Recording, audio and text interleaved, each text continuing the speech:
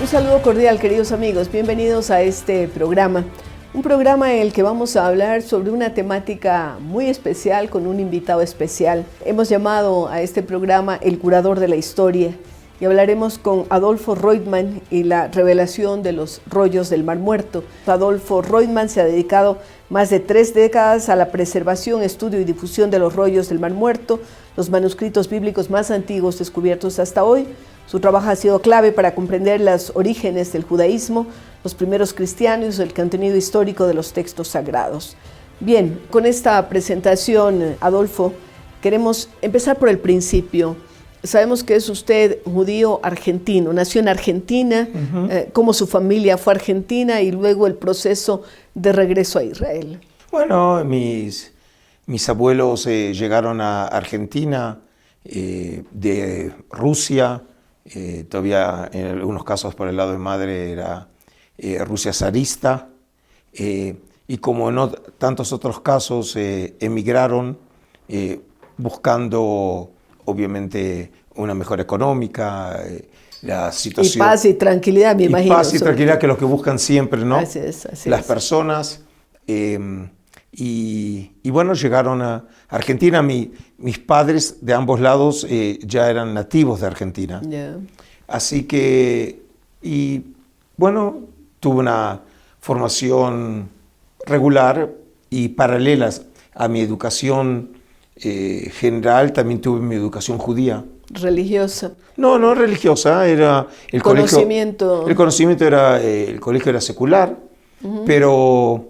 y me formé en cuanto a lo judío en todos los niveles de la educación judía. Llegó a ser rabino. Bueno, pero eso es fuera. Eso es después. Eso es después. Ahí terminé todos los niveles de educación hasta nivel terciario y después fui docente también de la red escolar judía y paralelamente mis estudios generales. Y cuando terminé la secundaria, mi sueño era ser arqueólogo. Y en esos años, arqueología se estudiaba dentro de la carrera de antropología en la Universidad de Buenos Aires. Y eran 5 años hasta la licenciatura. Los primeros 4 eran 3 especialidades compartidas en los estudios, que era folclore, arqueología y etnografía. Y en el 5.º año uno se especializaba. En antropología. En una de esas especialidades. Y la verdad que empecé como arqueólogo cuando lo que yo tenía en mente eran las grandes civilizaciones como la egipcia, la mesopotámica, la inca, la azteca, la maya, y me encontré que en los estudios de arqueología teníamos que estudiar sobre cerámica y puntas de flecha. Y la verdad que no estaba muy preparado para eso. Y ahí descubrí el mundo de la etnografía, el estudio de los así llamados pueblos primitivos, el estudio del mito, de la magia, de la religión, y descubrí una nueva disciplina que no conocía, que eran lo que se llama historia de las religiones o religiones comparadas, que finalmente es lo que hizo que cuando terminara mis estudios de antropología en la Universidad de Buenos Aires, emigro a Israel para hacer una maestría en religiones comparadas en la Universidad Hebrea de Jerusalén. Es que era el único lugar en ese entonces que se estudiaba esa disciplina. Es decir, va cambiando, es un proceso de la educación y depurando, ¿no? Hasta conseguir aquello que quiere. Me voy conociendo a mí mismo, qué es lo que realmente me llama la atención. Y la verdad lo que sucedió es que me interesaban mucho los estudios de religiones comparadas, pero siempre teniendo en mente ese trasfondo judío, ¿no? Cuando yo oía sobre algún mito o alguna práctica o algún festival, digo, pero eso se parece o no se parece a algo que conozco en el judaísmo. En religiones comparadas me especialicé, había que tomar 2 campos, una principal y una secundaria. Secundaria era religiones primitivas porque ya lo conocía, y el principal fueron estudios del cristianismo antiguo. Y bueno, terminé mis estudios, terminé con mi tesis, por cierto, un tema que tiene mucho que ver también en el mundo mesoamericano, sobre la serpiente, pero en este caso fue la famosa serpiente del paraíso, en la exégesis judeocristiana. Y luego inmediatamente comencé mi doctorado y lo hice en la en lo que serían los apócrifos judíos, un libro que no está dentro libros que no están dentro del canon, en este caso sí, judío, pero también en el caso de los evangelios hay apócrifos, ¿no? Hay literatura apócrifa, pero sí. En este caso es un libro que es apócrifo para judíos y protestantes, pero es deuterocanónico para los católicos y para las iglesias orientales. Es la historia de Judith y Holofernes, ¿no? El que termina cortando la cabeza de Holofernes y ofreciéndosela. ¿Qué opina usted después de todos estos estudios que ha hecho del diálogo interreligioso? Algo de lo que habló mucho el Papa argentino Francisco, ¿no? Pero también en otros sectores del mundo se habla mucho de ese diálogo entre religiones. Bueno, por cierto, al Papa Francisco tuve la oportunidad 2 veces de encontrarme con él. Y participé ahora recientemente en eventos en Roma,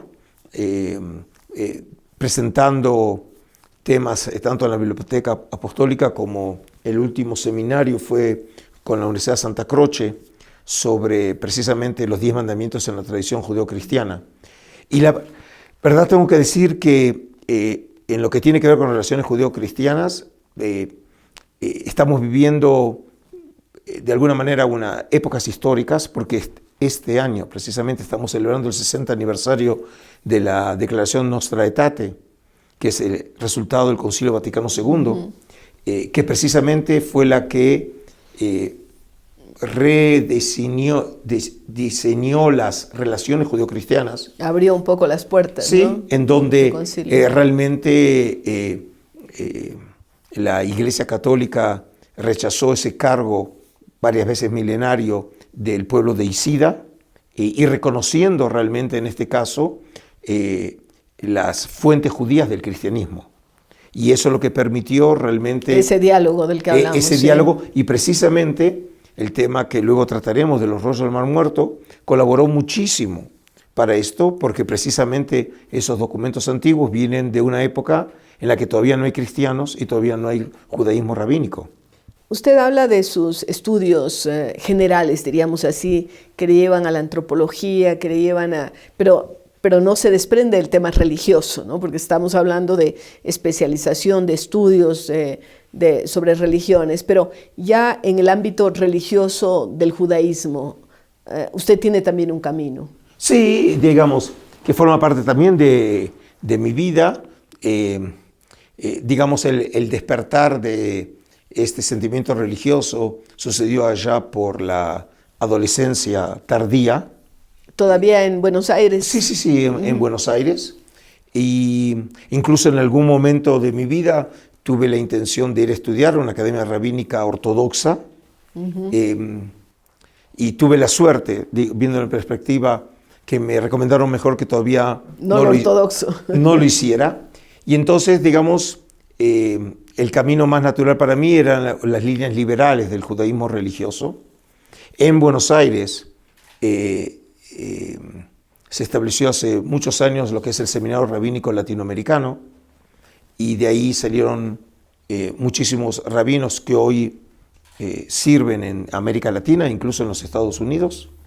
Y yo empecé mis estudios ahí y después los continué en Jerusalén, y ahí finalicé mis estudios rabínicos.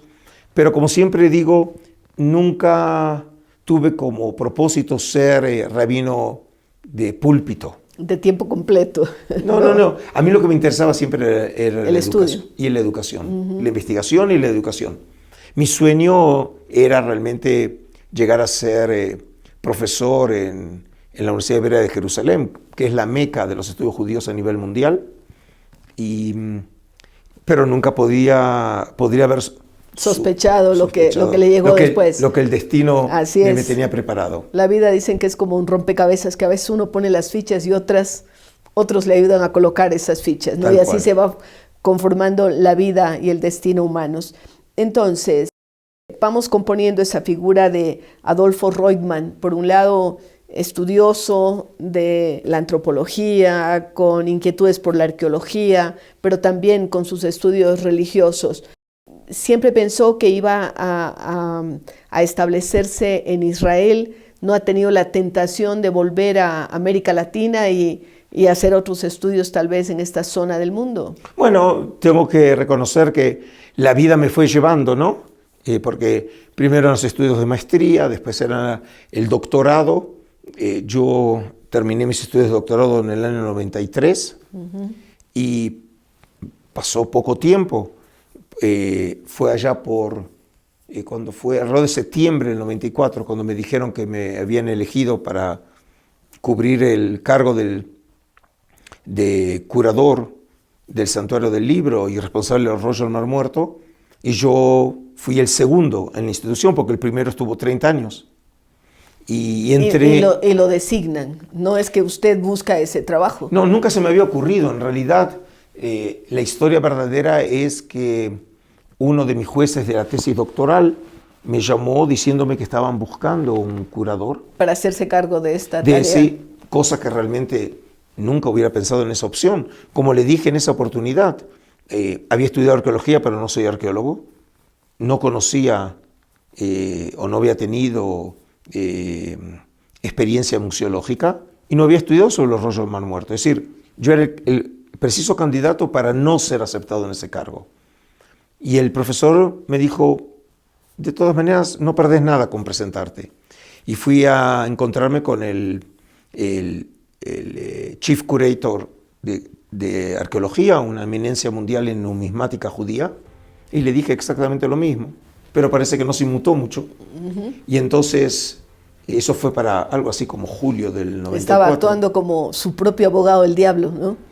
Bueno, yo dije la verdad, no quería pretender ser lo que no era, pero parece que se fijaron en otras cosas que ellos vieron, y en septiembre me avisaron que había sido elegido, y en noviembre del 94 entré en funciones. Qué interesante es todo esto. Adolfo, vamos a hacer una breve pausa y continuamos, queridos amigos, luego de una pausa.